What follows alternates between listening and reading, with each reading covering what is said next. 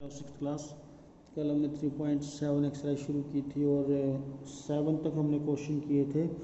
और आपको मैंने इस एक्सरसाइज को सॉल्व करने के लिए एक बेसिक चीज़ बताई थी कि आपको ध्यान रखना है जो इसमें वर्ड्स दिए हुए हैं मैक्सिमम, लॉन्गेस्ट, हाईएस्ट, ग्रेटेस्ट, तो आपको HCF निकालने के लिए बोला गया था। और अगर मिनिमम, शॉर्टेस्ट आ जाए या स्मॉलेस्ट आ जाए तो आपको LCM निकालना था।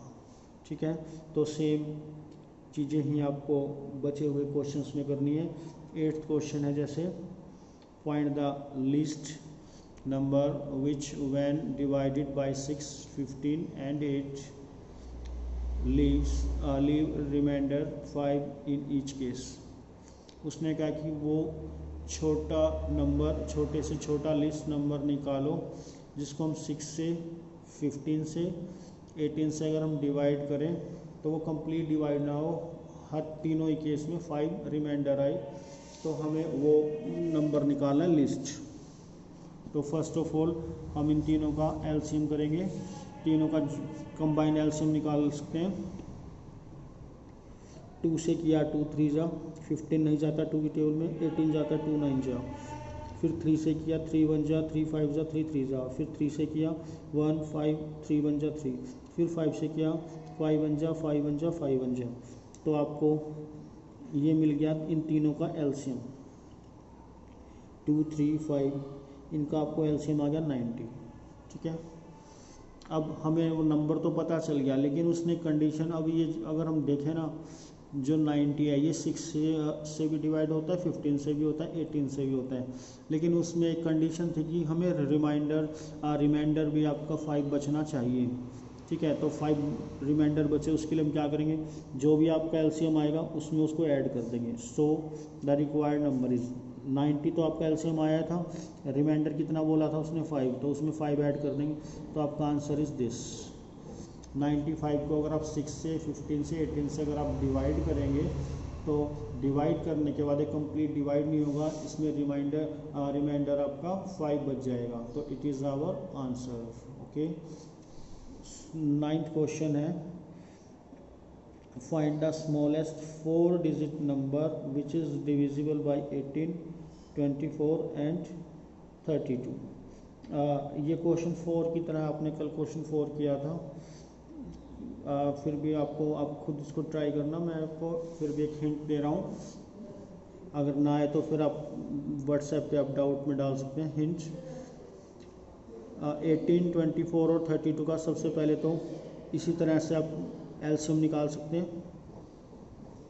ठीक है, LCM निकालने के बाद जो भी आपको आंसर आएगा, ठीक है, अब आपको इसमें क्या पूछा हुआ है, स्मॉलेस्ट 4 डिजिट नंबर बोला है, स्मॉलेस्ट 4 डिजिट।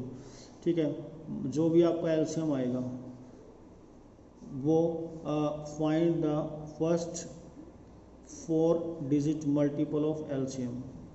क्या मीनिंग है इस लाइन का, जो हमारा LCM आया है ना, जो भी इन तीनों को निकाल के, जैसे कि 90 आया था, ऐसे ही इन तीनों का भी कुछ LCM आएगा, उसकी टेबल आप काउंट करना, और कहाँ तक करें, जब तक कि 4 डिजिट नंबर ना आपके पास आ जाए।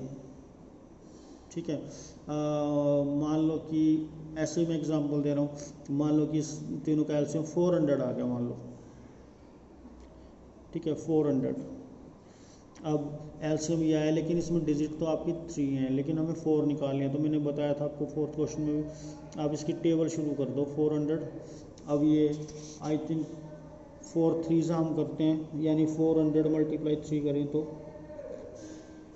1200 आ गया, 2 पे किया तो 800 आएगा। तो देखो यहाँ भी 3 डिजिट थी, यहाँ भी 3 थी, यहाँ पे आपकी 4 डिजिट होगी, और इससे पहले कोई और 3 डिजिट इसमें 4 डिजिट इसमें आ नहीं सकती 4 डिजिट नंबर, तो इसका मतलब आपका आंसर होगा ये मैंने आपको एग्जांपल दिया है। तो सबसे पहले आप क्या करेंगे, इन तीनों का LCM निकालेंगे, फिर जो LCM आएगा उसकी इस तरह से टेबल लिखेंगे, और जो भी फर्स्ट आंसर, जैसे कि ये जो भी 4 डिजिट आएगा वो आपका आंसर हो जाएगा। तो प्लीज़ इसको ट्राई करना। क्वेश्चन 10 है find the LCM of the following number, इनका LCM निकालना है। Observe common property in the obtained LCMs is LCM is the product of the two number in each case. यहाँ पे है ना पेयर दे रखे हैं 9 4 12 5 6 5 एंड 15 एंड 4। इन सब का है ना दोनों का मतलब पार्ट्स का एलसीएम निकालना है, और उसके बाद वो कह रहा है कि आपको है ना क्या कॉमन प्रॉपर्टी नज़र आ रही है इन सब क्वेश्चंस में। ठीक है, फर्स्ट ऑफ ऑल तो है ना ये जितने भी पार्ट्स अगर आप देखोगे, अगर आपको ध्यान है, आपने लर्न किया है तो आपको आइडिया लगे, बता सकते हो कौन किस टाइप के नंबर्स हैं। 9 4 12 5 6 5 15 4 नहीं, ध्यान आपको ये सभी नंबर्स क्या हैं, को प्राइम नंबर्स हैं, क्योंकि इनका है ना 1 को छोड़ के कोई कॉमन फैक्टर मुझे नहीं लगता कि दिखाई दे रहा है। ठीक है, तो वैसे रूल आपको ये लर्न कर लेना चाहिए कि कोई भी ऐसे दो नंबर जो को प्राइम हो, उनका अगर हम एलसीएम लें तो वो कितना आएगा, उन दोनों का जितना प्रोडक्ट होता है उतना ही उनका एलसीएम हमेशा आता है। जैसे कि मान लो 3 और 4 का हम एलसीएम लें तो वो 3 4 जा 12 तो 12 आंसर आएगा। ठीक है, तो याद रहेगा कि कोई भी को प्राइम 2 नंबर्स हैं, उनका अगर आप एलसीएम निकालने जाओगे तो उनका एलसीएम कितना आएगा, जितना उन दोनों का प्रोडक्ट। देख लेते हैं एक बार। 15 एंड 4 को लिया है मैंने, लास्ट डी पार्ट को हमने एलसीएम निकाला, 2 की टेबल में 15 नहीं जा रहा, 2 2 जा, फिर 2 से अगेन किया 15, फिर नहीं जा रहा, 2 1 जा, अब 3 से किया 3 5 जा, अब 1 5, तो आपका एलसीएम कितना आया, ये आया 2 मल्टीप्लाई 2 मल्टीप्लाई 3 मल्टीप्लाई 5, इन सबको आपने मल्टीप्लाई किया, आंसर इज 60।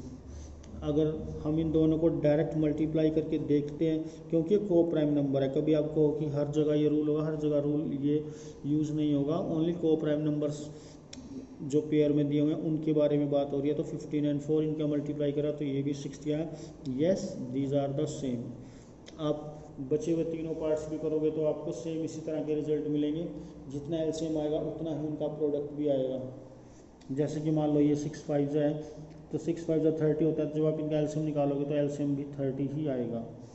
तो बस आपको इतना ही लिखना है, yes these are the same, the product and their LCM. Last question है, find the sum of the following numbers in which one is the factor of the other, what do you observe in the result obtain. उसने कहा कि अब भी आपको 2 numbers के pair दे रखे हैं, और अगर आप ध्यान से देखोगे ना तो 5 20 का फैक्टर है, 6 18 का फैक्टर है, 12 48 का है, 9 45 का फैक्टर है। तो कह रहा है अगर इस तरह के नंबर्स का हमें एलसीएम निकालना है तो फिर आपको क्या रिजल्ट मिलेगा।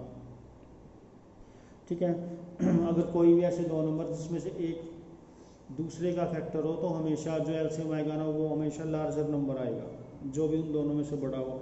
जैसे कि अगर इनका एलसीएम निकालोगे तो यहाँ एलसीएम आएगा, 6 और 18 का निकालोगे तो 18 आएगा, तो इस ये 48 आएगा और इसमें 45। चेक कर लेते हैं, लास्ट पार्ट ले रहा हूँ इसमें। 3 से आपने किया, 3 3 जा 3 1 जा 3 5 जा 15, 3 1 जा 3 5 जा 15, 5 1 जा 5 1 जा, तो एलसीएम क्या आ गया, 3 इंटू 3 इंटू 5, 3 इंटू 3 इंटू 5, 3 3 जा 9, 9 5 जा 45, और 9 और 45 में से लार्जर कौन सा था, 45 ही था। तो ये बात आप याद रखोगे कि कोई भी अगर दो नंबर दिए हुए हैं जिसमें से एक दूसरे का फैक्टर है तो हमेशा जो बड़ा नंबर होगा वही एलसीएम भी होगा उन दोनों का। तो LCM of 9 and 45 is 45। Bracket में मैंने लिख भी दिया है कि ये लार्जर नंबर भी यही है, तो आप याद कर सकते हैं, when a number is a factor of other number then their LCM will be the larger number. तो उनमें से जो लार्जर नंबर होगा वो उसका एलसीएम होगा। तो इस तरह से आपका आज ये 3rd यूनिट कंप्लीट हो गया है, तो इसको कंप्लीट कर लेना, और अगर कोई डाउट है तो आप व्हाट्सएप पे डाल देना। Okay, thank you.